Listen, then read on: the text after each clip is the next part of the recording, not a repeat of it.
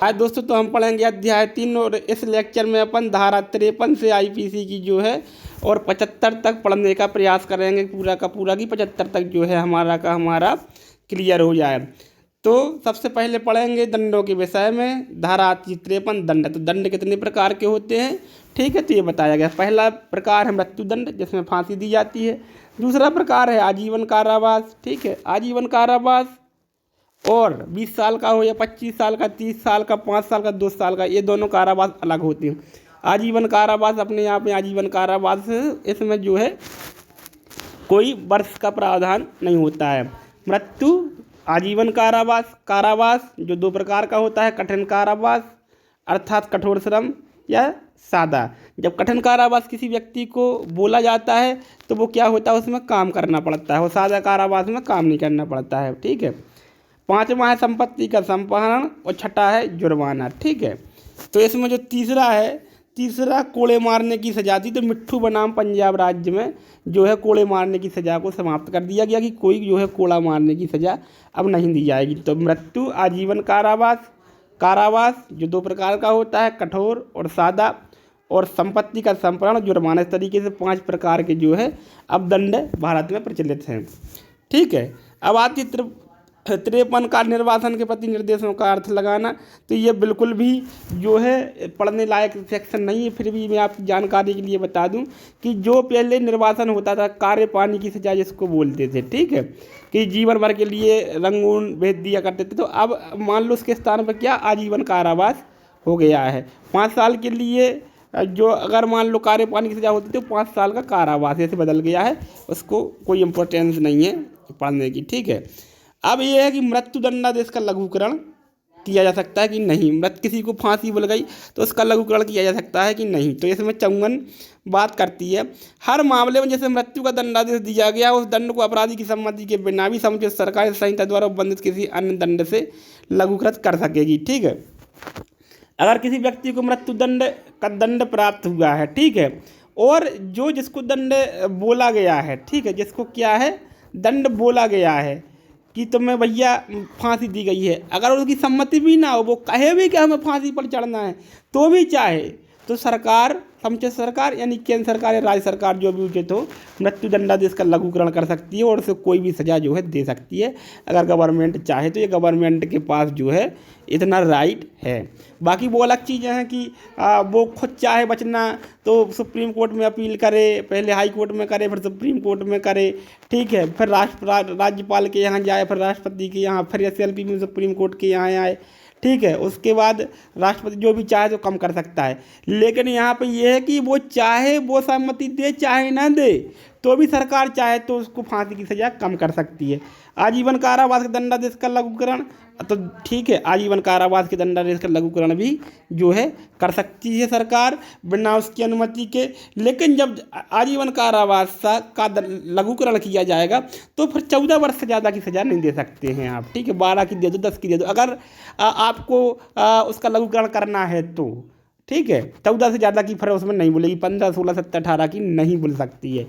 लेकिन आजीवन कारावास का लघुकरण भी गवर्नमेंट चाहे दोस्तों तो कैसे कर सकती है, बिना उसकी सम्मति के, जिसको जो दंडादेश बोला गया है।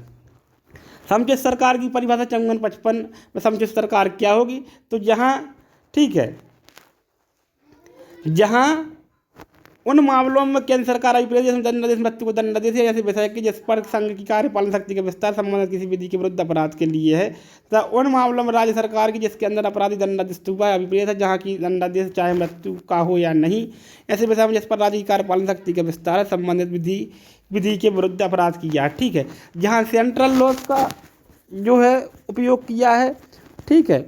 सीधी बात यह है कि अगर चाहे तो केंद्र सरकार, संघ शासित प्रदेश हैं जो वहाँ पर कुछ होता है या जहाँ पर केंद्र की विधि लागू होती है, केंद्र के हाथ में है, तो केंद्र सरकार भी, और जहाँ पर राज्य की विधि के अधीन कोई अपराध किया गया है तो वो भी जो है क्या है, केंद्र सरकार, वो राज्य सरकार जो है अपनी करेगी, ठीक है। केंद्र सरकार को केवल मृत्यु दंडादेश पे लघुकरण करने का अधिकार है, ठीक है, और जो है यहाँ पे अपना जो संघ शासित प्रदेश है इनके पर है, और बाकी जो राज्य सरकारों को तो है ही, चाहे मृत्युदंड हो चाहे ना हो। 56 छोड़ देना है। 57 दंडा विधियों की भिन्न है। दंडा विधियों की भिन्नों का गणना करने में आजीवन कारावास को 20 वर्ष के कारावास के तुल्य गिना जाए। देखो आजीवन कारावास का दोस्त मतलब क्या होता है कि पूरे जीवन तक व्यक्ति जेल में रखेगा। लेकिन मान लो आवश्यकता पड़ गई कि किसी अपराध में दंड है कि अधिकतम दंड का आधा दे मिलेगा। जैसे दुष्प्रेरण में मान लो कह दिया उनने कि अधिकतम दंड का आधा मिलेगा और उसमें अधिकतम दंड है आजीवन कारावास, तो आजीवन कारावास का क्या आधा करेंगे आप अगर उस पर चले जाओ तो, कि पूरे जीवन काल का है। तो ऐसी स्थिति में उसको 20 वर्ष गिन लिया जाएगा, ठीक है, 20 वर्ष माना जाएगा और 10 वर्ष उसका आधा हो जाएगा।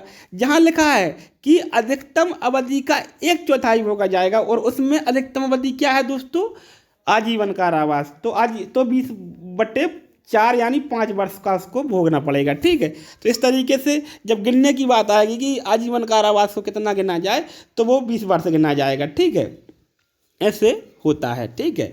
आगे चलते हैं और वो अलग है, वो CRPC जब पढ़ेंगे जब कैसे दंड मिलता है क्या होता है, वो उस पर ज़्यादा दिमाग नहीं लगाना है आपको, तो बस इसको पढ़ना है।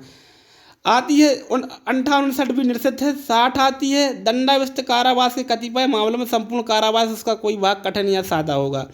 हर मामले में अपराधी दोनों में से किसी मात्रा के कारावास दंडनीय वह न्यायालय जो ऐसे अपराधी को दंडादेश देगा सक्षम होगा कि दंडादेश में यह निर्दिष्ट करे कि यह संपूर्ण कारावास कठिन होगा या कि ऐसा संपूर्ण कारावास सादा होगा या यह है कि ऐसे कारावास कुछ भाग कठिन होगा और शेष सादा होगा।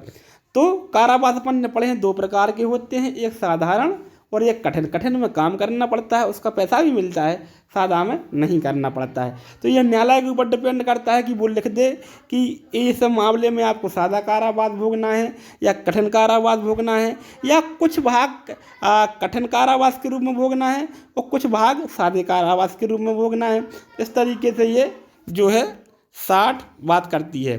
संपत्ति के संप्रहरण का दस्तावेज ये दंडादेश ये भी जो है निश्चित हो गया है, ठीक है। 62 भी निर्दिष्ट है। इस तरीके से ये आती है धारा 63 जुर्माने की रकम की। जुर्माने की रकम जो है क्या होगी, ठीक है। तो जुर्माने की रकम मैं आपको बताऊंगा। तो जहाँ की वह राशि अभिव्यक्त नहीं की गई है जितनी तक की जुर्माना हो सकता है, वहाँ अपराधी जिस रकम के जुर्माने का दायी है वह अमर्यादित है किंतु अत्यधिक नहीं है। यहाँ पर लोग कन्फ्यूज हो जाते हैं कि अत्यधिक हो सकती है लेकिन अमर्यादित नहीं। तो जुर्माने की रकम जो है जहाँ जैसे मान लो किसी धारा में लिखा है कि 5,000 रुपये तक का जुर्माना होगा, वहाँ से 5,000 से ज़्यादा नहीं हो सकता है। जहाँ पे लिखा है 5,000 से कम नहीं होगा, 10,000 तक हो सकेगा। तो 5,000 से कम नहीं होगा और 10 तक हो सके, बीच में कितना भी हो जाए। लेकिन जिस धारा में केवल ये लिखा है कि जुर्माने से दंड नहीं होगा उसमें राशि अभिव्यक्त नहीं है, ठीक है। तो जुर्माने की रकम ये कह रहे हैं धारा 63 में कि अमर्यादित है, मानो उस पर कोई लिमिट हमने नहीं लगाई है कि आप इतने से ज़्यादा नहीं बोलोगे, लेकिन उसके लिए कंडीशन ये है कि ये अत्यधिक नहीं हो सकता है। अत्यधिक कैसे, जैसे मान लो छोटा सा मामला है, आपने उसमें 5 लाख रुपया जुर्माना कर दिया, 10 लाख रुपया जुर्माना कर दिया, उस व्यक्ति की हैसियत नहीं है 50 रुपये की, तो अत्यधिक नहीं हो सकता है। हम मर्यादित नहीं कर रहे हैं, उसको लिमिट में नहीं बांध रहे हैं, इनका कहना है कानून बनाने वालों का। लेकिन आप अत्यधिक जुर्माना किसी भी व्यक्ति को नहीं बोल सकते हैं। जुर्माना ना देने पर कारावास का दंडादेश। अब भाई जुर्माने की रकम, जुर्माना बोल गया, सजा बोल गई, अब जुर्माना ना दोगे तो जो है अलग से आपको दंडादेश मिलेगा। तो 64 कहती है कारावास और जुर्माना दोनों से दंडनीय अपराध के हर मामले में जिसमें अपराधी कारावास सहित या रहित जुर्माने से दंडित हुआ है, ठीक है, तथा कारावास जुर्माने अथवा केवल जुर्माने से दंडनीय अपराध के हर मामले में जिसमें अपराधी जुर्माने से दंडादेश हुआ है वह न्यायालय जो अपराधी को दंडादेश करेगा सक्षम होगा कि दंडादेश द्वारा निर्देश दे कि जुर्माना देने में व्यतिक्रम होने की दिशा में अपराधी अमुक अवधि के लिए। देखो सीधी बात ये है दोस्तों कि सजा बोली और साथ में जुर्माना बोला, तो साथ में वो न्यायाधीश लिख देता है कि आपको अगर कारावास अगर जुर्माना नहीं भरा गया तो 1 माह की सज़ा और होगी या 15 दिन की, 10 दिन की, 5 दिन की, इस तरीके से वो अपने जजमेंट में लिख देते हैं। वो अलग से भोगना पड़ेगी, ठीक है। जुर्माना ना देने का कारावास अलग से भोगना पड़ता है, ठीक है। अभी 67 में पूरा समझ में आ जाएगा आपको कि कब क्या होता है, टेंशन मत लो। 65 जबकि कारावास और जुर्माना दोनों आदिष्ट किए जा सकते तब जुर्माना देने पर कारावास की अवधि। जब कारावास और जुर्माना दोनों लग सकती हैं, तब कारावास की अवधि क्या होगी। ठीक है, 64 को मैं एक बार आपको फिर से बता दूं, शायद आपको समझ में न आई होगी। जुर्माना ना देने पर कारावास का दंडादेश कब? कारावास और जुर्माना दोनों से दंडनीय अपराध के हर मामले में, अपराध के हर मामले में, जिसमें कारावास और जुर्माना दोनों से दंडनीय है कि दोनों में से कुछ भी हो सकता है। ठीक है, कारावास या जुर्माना अथवा केवल जुर्माने से दंडनीय, जिस कोई मामला ऐसा है जिसमें केवल जुर्माना बस है, तो उसमें भी लिख सकता है कि जुर्माना ना दोगे तो इतनी सजा आपको मिलेगी। अब 65 और 66 देखो पढ़ते हैं। 65, जबकि कारावास और जुर्माना दोनों आदिष्ट किए जा सकते हैं, कारावास भी हो सकता है और जुर्माना भी हो सकता है। तब जुर्माना ना देने पर कारावास की अवधि, यदि अपराधी कारावास और जुर्माना दोनों से दंडनीय हो तो वह अवधि जिसके लिए जुर्माना देने व्रत की न होने की दिशा में न्यायालय अपराधी को कारावास करने का निर्देश दे, कारावास की उस अवधि की 1/4 से अधिक न होगी। अपराध के लिए अधिकतम नियत है। देखो, अब अपन ने ये तो ऊपर पढ़ लिया था कि चाहे उस धारा में सजा और जुर्माना दोनों हो या केवल जुर्माना हो, तो अगर जुर्माना बोलता है तो ये लिख दिया जाएगा कि अगर जुर्माना ना दोगे तो इतनी सजा आपको और भोगना पड़ेगी। अब कंडीशन ये आती है कि मान लो कोई धारा ऐसी है कि उसमें सजा का भी प्रावधान है और जुर्माने का भी प्रावधान है, और आपको सजा भी बोली गई है और जुर्माना भी बोला गया है। तब ऐसी कंडीशन में जुर्माना ना देने की स्थिति में आपको जो उस अपराध के लिए अधिकतम सजा है उसका 1/4 से ज़्यादा नहीं होगी। मान लो कोई धारा है, उसमें लिखा है कि 4 वर्ष तक की सजा और 5,000 रुपये तक का जुर्माना। ठीक है, अब तो ये 4 साल, भले इसने इस मामले में 2 वर्ष की सजा मजिस्ट्रेट ने उसको बोली है, ठीक है, 2 वर्ष की सजा सुनाई है और 2,000 रुपये जुर्माना, तो जुर्माना ना देने की कंडीशन में कम से कम 1 साल से ज़्यादा की सजा नहीं बोल सकता, क्योंकि अधिकतम का 1/4 अपन को यहाँ पे लेना है। उस धारा में जितनी अधिकतम सजा लिखी है दोस्तों, उसके 1/4 से ज़्यादा आप जुर्माना ना चुकाने की स्थिति में उसको नहीं भुगा सकते हैं। ऐसा नहीं कह सकते कि 4 वर्ष की टोटल सजा है तो 2 वर्ष की सजा आपको बोली गई है, या 3 के, या मान लो 4 वर्ष की सजा बोली गई है आपको अपराध में और जुर्माना ना दोगे तो आपको 2 वर्ष की सजा और भुगतना पड़ेगी। ऐसा नहीं होगा, 1/4 से ज़्यादा नहीं होगा। ये कंडीशन यहाँ पे है। तो जुर्माना ना देने पर किस भांति का कारावास होगा? तो जुर्माना ना देने पर दोस्तों उस भांति का वह कारावास जैसे न्यायालय जुर्माना देने व्यतिक्रम के लिए आदि निरूपित करे, ऐसा किसी भांति का हो सकेगा जैसे अपराधी को उस अपराध के लिए दंडादेश दिया जा सकता था। अब कठिन होगा कि सादा होगा जुर्माना ना भोगने पर? तो उस धारा में जो सजा का प्रावधान है वो कठिन है या सादा है, उसी प्रकार से जो जुर्माना ना देने में भी कठिन या सादा, कठिन होगा तो कठिन, सादा होगा तो सादा। अब आती सरसर जुर्माना ना देने पर कारावास, जबकि अपराध केवल जुर्माने से दंडनीय है। चलो यहाँ तो अपन ने 65 में उन्होंने बता दिया भाई कि जब अपराध की सीमा जिसमें निर्धारित होगी कि तो उसका 1/4 से ज़्यादा नहीं दे पाओगे तुम। लेकिन जहाँ कोई धारा ऐसी है कि केवल जुर्माने से दंडनीय है, वहाँ पर तो कोई सजा का प्रावधान नहीं, तो काय का 1/4 लोगे आप। तब ऐसी कंडीशन में बहुत अच्छा प्रावधान किया गया है कि जब केवल जुर्माने से दंडनीय अपराध है तब मजिस्ट्रेट जुर्माना ना देने की स्थिति में कितनी सजा का प्रावधान करेगा? तो जुर्माना ना देने पर कारावास, जबकि अपराध केवल जुर्माने से दंडनीय हो। ठीक है, यदि अपराध केवल जुर्माने से दंडनीय हो तो वह कारावास जैसे न्यायालय जुर्माना देने में व्यतिक्रम होने की दिशा में के लिए यदि निरूपित करे सादा होगा। पहली बात तो यह है कि सादा होगा, वो ये है कि सादा होगा, कठिन नहीं हो सकता। दूसरी, वह अवधि जिसके लिए जुर्माना देने व्यतिक्रम होने की दिशा के लिए न्यायालय अपराधी को कारावास करने का निर्देश देता है। सबसे बड़ी बात यह है दोस्तों, इसको आप भूल जाओ पूरी धारा को। ये देख लो, जब जुर्माना 50 रुपये तक का है, ठीक है, 50 रुपये तक का है, तो 2 माह की सज़ा से ज़्यादा आप जुर्माना ना देने की दिशा में नहीं बोल सकते हैं उसको। ठीक है, जुर्माना 50 रुपये से ज़्यादा है लेकिन 100 रुपये तक का है, तब आप उसको 4 माह से ज़्यादा का कारावास नहीं दे सकते हैं। ठीक है, और जुर्माना अगर 100 रुपये से ज़्यादा का हुआ है तब आप उसको 6 माह से अधिक का कारावास दोस्तों नहीं दे सकते हैं। ठीक है, अगर मान लो धारा में सजा का प्रावधान है तो उसका 1/4 दे सकते हैं आप।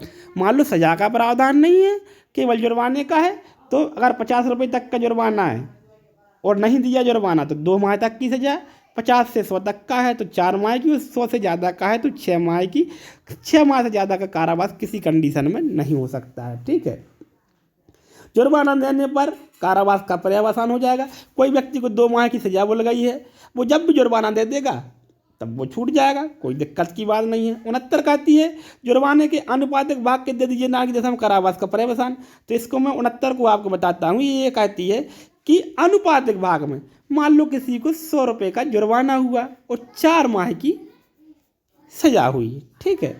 अब उसने 1 माह सजा भोग ली, क्या कर लिया, 1 माह सजा भोग ली और फिर 75 रुपये उसने जमा कर दिए, तो भी वो बाहर आ जाएगा, क्योंकि 25 रुपये की तो उसने सजा भोग ली है, ठीक है। 100 रुपये 4 माह माने 25 रुपये का माह पड़ा उसको। मान लो उसने 2 माह सजा भोग ली है और 50 रुपये जमा कर दिए, तब भी वो छूट जाएगा। मान लो 75 3 माह भोग ली, पर 25 रुपये आगे जमा कर दे, तो क्या है, वो छूट जाएगा। अनुपातिक भाग में भी छूट सकता है, ठीक है। ये है उसका सीधा सीधा उदाहरण। जुर्माने का 6 वर्ष के भीतर या कारावास के दौरान में उद्ग्रहणी होना संपत्ति को दायित्व से मृत्यु उन्मुक्त नहीं करती है, ठीक है। तो जुर्माना या उसका कोई भाग जब चुकाया ना गया हो, दंडादेश दिए जाने के पश्चात 6 वर्ष के भीतर किसी भी समय और यदि अपराध दंडादेश के अधीन 6 वर्ष के अधिक के कारावास से दंडनीय हो, तो उस कालावधि के अवसान से पूर्व किसी समय उद्गृहित किया जा सकेगा। और अपराधी की मृत्यु किसी भी संपत्ति को जो उसकी मृत्यु के पश्चात उसके ऋणों के लिए वैध रूप से दायी हो, इस दायित्व से उन्मुक्त नहीं होगी। किसी व्यक्ति से जुर्माना वसूला जाना है, ठीक है, तो कैसे, तो 6 माह के अंदर 6 वर्ष के अंदर वसूला जाएगा, ठीक है। तो 6 वर्ष के अंदर वसूला जाएगा से मतलब ये नहीं है दोस्तों कि 6 वर्ष में वसूलना ही वसूलना है। 6 वर्ष के अंदर वसूलने की कार्यवाही प्रारंभ हो जानी चाहिए। अगर आपको मान लो 4000 रुपये का जुर्माना बोला गया, ठीक है दोस्तों, और 2 वर्ष की सजा बोली गई, ठीक है, तो और 6 माह के अंदर कोर्ट ने आपसे जुर्माना वसूलने का कोई कार्य नहीं किया है, ठीक है, तो फिर वो जुर्माना नहीं वसूल सकते हैं।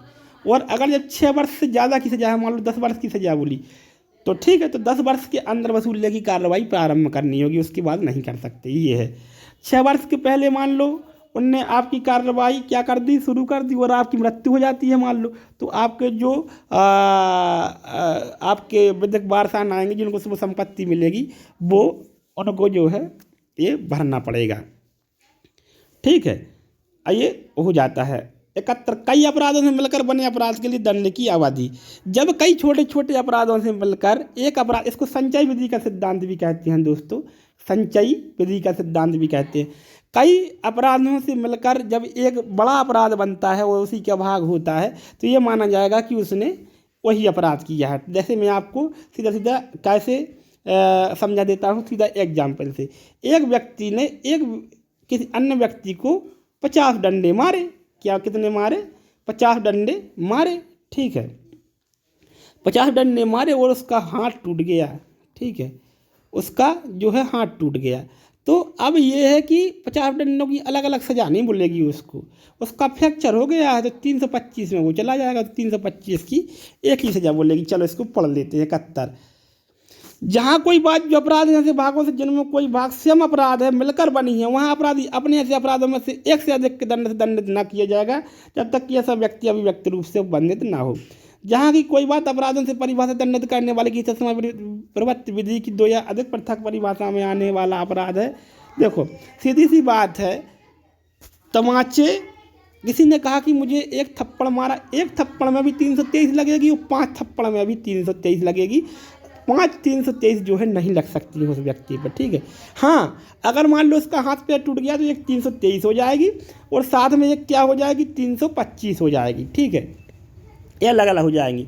मान लो मर गया तो फिर 302 लग जाएगी, सीधी सीधी सब खत्म हो जाएंगे, ठीक है दोस्तों। तो इस तरीके से ये धारा कहती है, संचयी विधि का सिद्धांत करती है।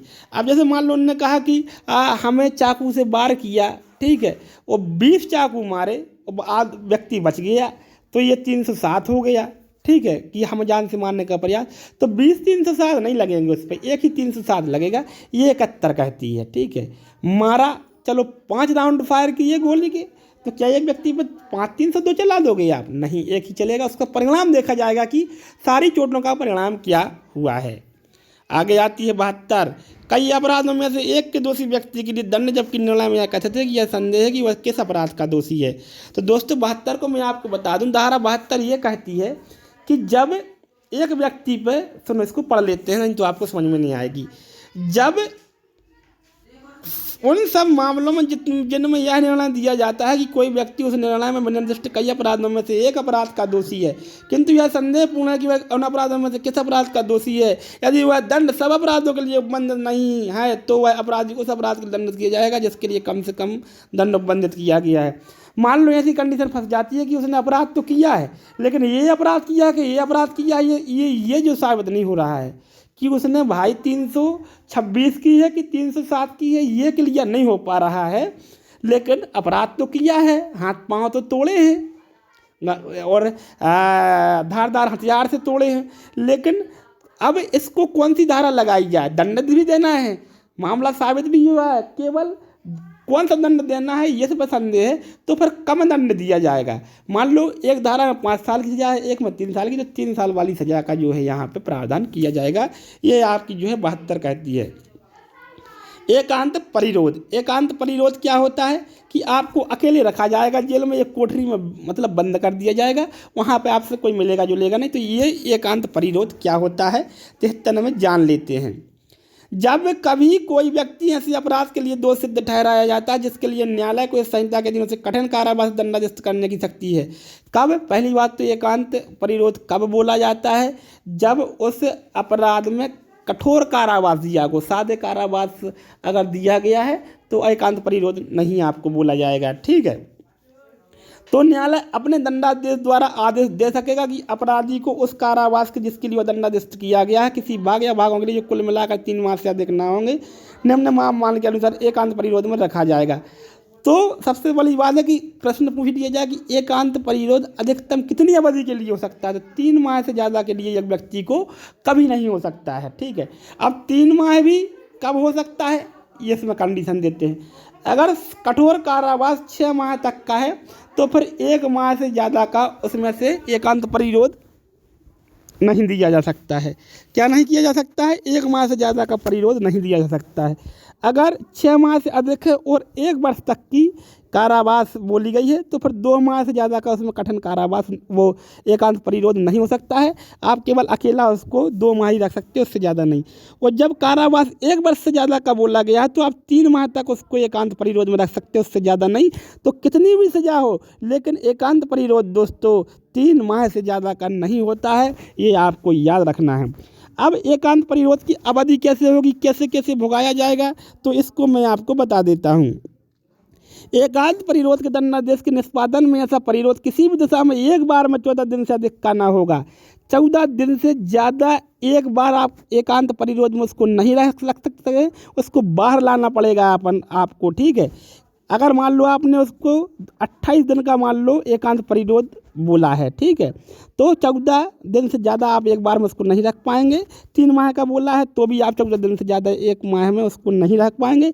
और जितने भी दिन, ठीक है, उसको आप को मतलब किस्तों में भुगाना पड़ेगा। 14 दिन से ज़्यादा एक बार में नहीं रख सकते हैं। और जितने दिन आपने उसको एकांत परिरोध किया उतने ही दिन आपको उसको अन्य कैदियों के साथ रखना पड़ेगा और फिर आप उसको फिर एकांत परिरोध में रख सकते हैं।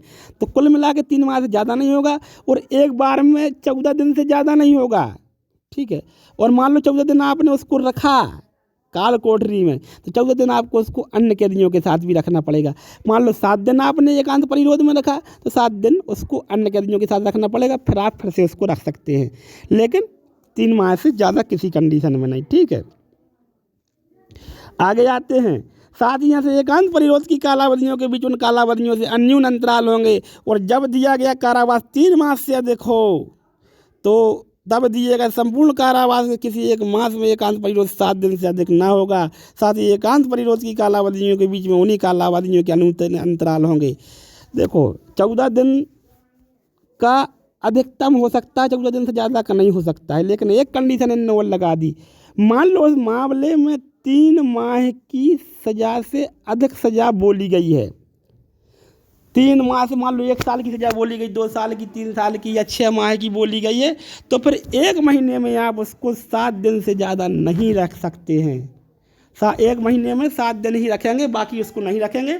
और जितने दिन भी रखेंगे, जैसे मान लो 3 दिन रखा तो फिर उसको आप कम से कम 3 दिन का अंतर तो उसको देना पड़ेगा, फिर आप 3 दिन के लिए रख लीजिए और फिर 1 दिन के लिए रख लीजिए। तो इस तरीके से ये आपको समझ में आ गई होगी, ना आई हो तो कमेंट में पूछ लेना।